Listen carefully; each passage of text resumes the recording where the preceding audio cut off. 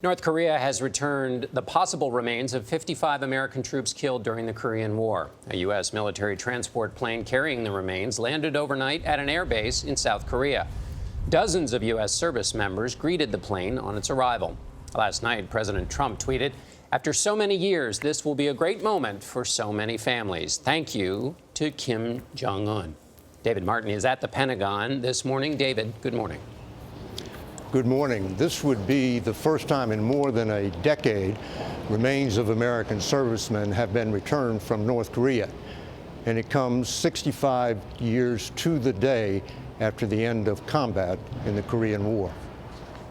One by one, U.S. soldiers carried the 55 sets of remains off the C-17 in front of a military honor guard, their fellow servicemen watching over the fallen as they passed by. In wooden caskets draped in United Nations flags, these are believed to be the remains of some of the 5,300 service members last known to be in North Korea. It absolutely should not and must not be considered a trade.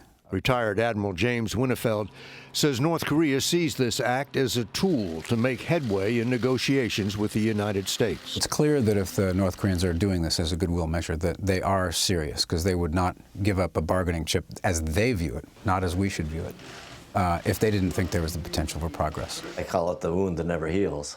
Rick Downs was 3 years old when his father Hal left to serve in the Korean War. His Air Force bomber went down over North Korea in 1952. The pilot and navigator ejected and survived. What did they tell you about what they thought had happened to your father? They had no idea. Was either of them able to witness the crash?